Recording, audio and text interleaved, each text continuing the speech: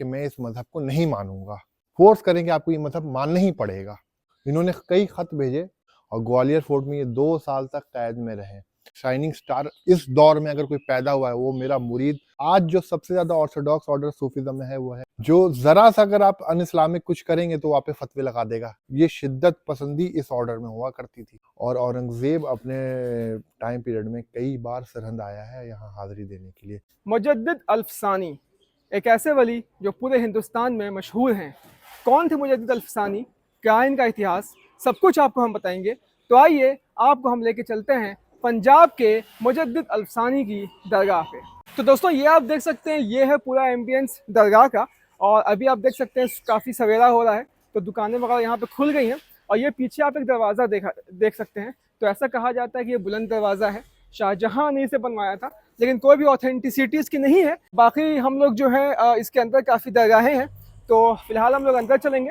और वो जो आप गुंबद देख रहे हैं सामने, वो असल में शेख अहमद फारूकी अल सरहिंदी की दरगाह है, जिन्हें हम मुजद्दिद अल्फसानी भी कहते हैं। ये असल में कहा जाता है कि हज़रत उमर फारूक रज़ी अल्लाह अन्हो के ख़ानदान से, उनके औलाद में से थे। और इसके अंदर बहुत सारी मज़ारें हैं। सबसे ख़ास मज़ार जो इसमें है, जो मुझे काफ़ी जान करके मुझे रोचक लगी, वो है अहमद शाह अब्दाली के पोते शाहजमन की। तो फिलहाल फटाफट जो हम लोग अंदर चलते हैं। यूसुफ शहाब भाई ऑलरेडी अंदर जा चुके हैं, तो हम लोग अंदर चलते हैं और देखते हैं कि यूसुफ शहाब भाई इसके बारे में क्या जानकारी दे रहे हैं। कहते हैं कि ख्वाजा बाकी बिल्ला साहब का आना था ही कि नक्शबंदी सिलसिले को इनके थ्रू फैलाना। तो फादर की तरफ से he is a disciple in Chishti order and from his spiritual mentor, जो मेन स्पिरिचुअल मेंटोर इनके बाकी बिल्ला साहब हैं, उनसे ये नक्शबंदी हैं और मुजद्दिदी नक्शबंदी हैं ये। तो 1564 में पैदाइश हुई इनकी सरहंद में ही। तो इनका दौर इस्लाम में कहा जाता है कि एक बहुत ज़्यादा उसमें अमेलगमेशन, उसमें चेंजेस आना शुरू हो गए, क्योंकि उसमें सबसे बड़ा रोल था, वो रोल था अकबर का। क्योंकि अकबर ने सोचा I should bring a religion जिसमें जो एक यूनिवर्सल फेथ होगा, जिसमें सारे मजहब अपना कुछ ना कुछ देंगे। तो उसने अपने 9 रत्नों से कहा कि जितने भी प्रीस्ट हैं अलग अलग मजहबों के, चाहे वो हिंदू हो, सिख हो, क्रिश्चियन हो, ज्यूज हों या जैन्स हों, बुद्धिस्ट, उनको बुलाओ और हम उनको उनसे राय लेकर के उनका थोड़ा थोड़ा करके एक नया रिलीजन बनाएंगे जिसका नाम रखा जाएगा तौहीद इलाही, जो बाद में दीन इलाही के नाम से भी जाना गया। जब ये रिलीजन बना तो इस रिलीजन का बहुत जोर से प्रोपेगेंडा किया अकबर ने ऑल ओवर इंडिया, जितनी उसकी टेरिटरी थी, क्योंकि अकबर ने भी हाफ ऑफ द इंडिया को रूल किया है उसने। सब ने ये बात मानी, लेकिन जब बात मुजद्दिद अल्फसानी तक पहुंची तो मुजद्दिद अल्फसानी ने इनकार कर दिया कि मैं इस मजहब को नहीं मानूंगा। और उन्होंने कहा कि सब मजहब अपने एक दायरे रखते हैं और सबकी अपनी बॉन्डिंग है, और एक मजहब आप ऐसा नहीं ला सकते जिसमें आप सबको फोर्स करेंगे, आपको ये मजहब मानना ही पड़ेगा। तो जो मुजद्दिद अल्फसानी हैं, उन्होंने एक सिलसिला जारी किया खतों का। उस टाइम में खत लिखे जाते थे, जिसे आप कहते हैं लेटर्स। इन्होंने कई खत भेजे अकबर को, तो अकबर ने इंस्टेंस दिखाया कि नहीं, मैं इस फरमान को वापस नहीं लूंगा, चाहे आप जो कर लें। लेकिन यही हुआ कि धीरे धीरे चल के इस रिलीजन की जो बॉन्ड थे वो कटने लगे और लोग इस रिलीजन से मतलब हटने लगे। इसलिए हिस्ट्री में कहा गया है कि only 8 peoples accepted this religion, जो उसके 9 रत्नों में 8 लोग थे, जिसमें मैंने आपको कल ही बता दी कि अब्दुल कादिर बदायूनी ने इनकार कर दिया था कि I won't accept this religion because he was more inclined towards the religion of Islam. और 1598 में अकबर को ये फरमान देना पड़ा कि okay, I took back my decision, and उसने वो रिलीजन को वापस ले लिया। And after 7 years in 1605 he died. उसके बाद जब जहांगीर का दौर आया तो जहांगीर ने भी इन पे बहुत ज़्यादा इंस्टेंस किया कि आप लोगों को आओ। और उस ज़माने में एक रस्म, एक प्रथा थी कि जो लोग होते थे वो बादशाह के आगे आकर के सर झुकाया करते थे, टू बॉ अगेंस्ट द किंग। इस बात से भी मुजद्दिद अल्फसानी साहब ने इनकार कर दिया। तो एक बार बादशाह जहांगीर ने इन्हें अपने कोर्ट में बुलाया ग्वालियर में। वो ग्वालियर का जो आपने किला देखा भी होगा, वहाँ जहांगीर एक ज़माने में रुका हुआ था, वहीं इनको इनवाइट किया। जब वो यहाँ गए तो इनको फरमान किया कि आप मुझे सजदा करो। इन्होंने इनकार कर दिया कि मैं खुदा के सामने सिर्फ सजदा करता हूँ, किसी बादशाह के सामने सजदा नहीं करता। इनको 2 साल के लिए उसने कैद में डाल दिया इन ग्वालियर फोर्ट, और ग्वालियर फोर्ट में ये 2 साल तक कैद में रहे। और उसके बाद जब जहांगीर को ये बात पता चली कि he is a very renowned scholar, और इनके इल्म के बारे में ख्वाजा बाकी बिल्ला ने कहा है कि दुनिया में अगर कोई शाइनिंग स्टार इस दौर में अगर कोई पैदा हुआ है, वो मेरा मुरीद मुजद्दिद अल फसानी है, वो शेख अहमद सरहंदी है। ही इज़ अ शाइनिंग स्टार। अगर आप आसमान में स्टार की जो रोशनी भी देखोगे, उससे ज़्यादा चमचमाता वो मेरा मुरीद है।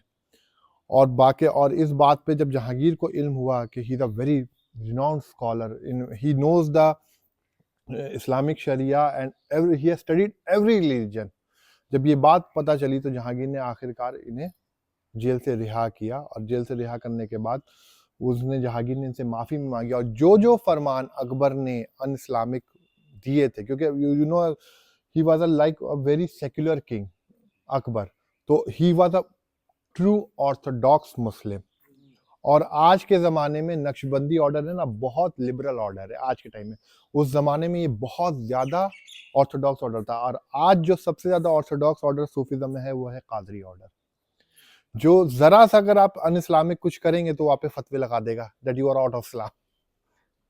और ख़ास करके जो बरेली के लोग हैं, from Imam Ahmad Raza Khan Fazil Bareilly. But this order is not totally change. उस ज़माने में ये शिद्दत पसंदी इस ऑर्डर में हुआ करती थी, बहुत ज़्यादा शिद्दत था। तो इस तरीके से जब इनको रिहा किया तो उसके बाद ये सरहंद आए।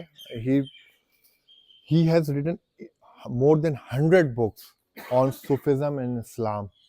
और आखिरकार इन 1616 his I told you his first son whose name was Hazrat Saeed Sarhandi, Hazrat Sadiq Sarhandi, he died and he built this grand mausoleum for his son. तो ये मौजोलियम उन्होंने अपने बेटे के लिए 1616 में बनवाया था, जो आप ऊपर का डोम देख रहे हो। और ये जो नीचे का जो आप पार्ट देख रहे हो, ये 1920s में बना है, ये रामपुर के नवाब साहब ने बनवाया है। ये नीचे वाला जो मार्बल स्ट्रक्चर देख रहे हो, लेकिन डोम शेख अहमद सरहंदी साहब का खुद बनाया हुआ है अपने लाइफ टाइम पे। और 8 साल बाद जब शेख अहमद सरहंदी साहब की डेथ होती है तो उनको भी इनहेरिट किया जाता है इसी डोम के अंदर। और 4-6 साल बाद उनके सेकंड सन की जब डेथ होती है हजरत Saeed Sirhindi, he was also inherited inside. So 3 main grave है इसके अंदर जो हम अभी आप देखेंगे। और उसके बाद ठीक इनके पैताने, यू अंडरस्टैंड, पैताना on his feet is the tomb of the exile king of Afghanistan whose name is Shahzaman, जो वो भी हम अभी चल के अंदर देखेंगे। सो ये एक शॉर्ट ब्रीफिंग था जो मैंने आपको बताया शेख अहमद सरहंदी साहब के बारे में कि हुआ शेख अहमद सरहंदी। तो टाइम थोड़ा है, अब हम अंदर चल करके आगे क्या चीज़ देखते हैं। हम हर दरगाह पे जाते हैं तो हम एक्चुअल नहीं, हम सिनोटॉप पे विजिट करते हैं, जो सिनोटॉप ऊपर का होता है। We would be visiting the actual grave of Sheikh Ahmad Sirhindi साहब। ऊपर सिनोटॉप है जो रामपुर के नवाब साहब ने बनवाया था, और पहले सिर्फ डोम हुआ करता था। और अंदर मेन ग्रेव है जो हम अभी अंदर चल के देखेंगे। और ये बहुत लेटेस्ट स्ट्रक्चर है, लेकिन लगता है कि मुगलिया दौर का स्ट्रक्चर है, लेकिन है ये 1920s का स्ट्रक्चर जो आप ऊपर देख रहे हैं। और यहाँ पे कुछ ऐसी ऐसी ग्रेव्स हैं कि लोग डेथ किए हैं बांग्लादेश में इन 1970s, उनको भी ला करके यहाँ बरी किया गया शेख अहमद सरहंदी की श्राइन में। और यहाँ पे लोग अफगानिस्तान, पाकिस्तान, बांग्लादेश से स्पेशल उर्स के मौके पे यहाँ पे आते हैं, जब इनकी डेथ एनिवर्सरी को सेलिब्रेट किया जाता है। और तो उनको वहां से क्यों लाए? किनको? यहाँ पे बरी करने के उनकी वसीयत होती है that we would like to be buried near to the, क्योंकि they have attached to the Naqshbandi order and he is the grand sheikh of this order in India में। Baqi Billah is the originator but he is the renowned one, like Nizamuddin Aulia. Nizamuddin Aulia से पहले Qutub Sahib already is in Delhi, but still Nizamuddin have that recognition. और कुतुब साहब को उतना लोग नहीं जानते जितना निजामुद्दीन औलिया को दिल्ली में जानते हैं। लाइक यहाँ पे अगर आप देखें तो इस कब्र को देखने से ऐसा लगता है कि ये कब्र जो है आधी है, यहाँ से मेन दरगाह के अंदर आप जा सकते हैं। लेकिन अगर आप इधर आए इस साइड में, तो इस साइड में आप देखिए यहाँ पे आधा जो है, यहाँ पे आपको कब्र जो है ये दिखेगी। तो इस तरह का ये स्ट्रक्चर बन गया है। थोड़ा सा हम अगर आगे जाएँ तो आगे जा करके आप बाएँ अगर जाएंगे तो बाएँ साइड में यहाँ पे मेन मज़ार आपको शेख सरहिंदी रहमतुल्लाह अलैह की दिखेगी। औरतों का अंदर जाना मना है, और ये देख सकते हैं आप।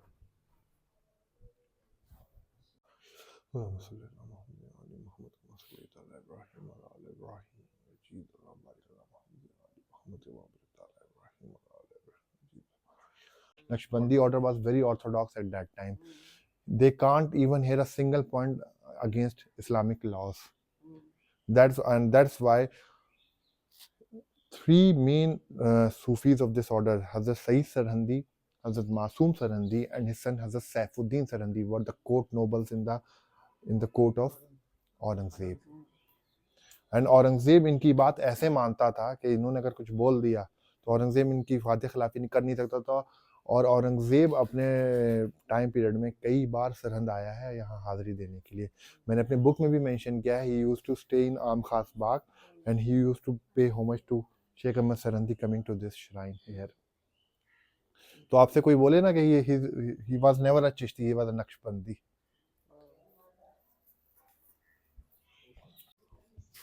Come here.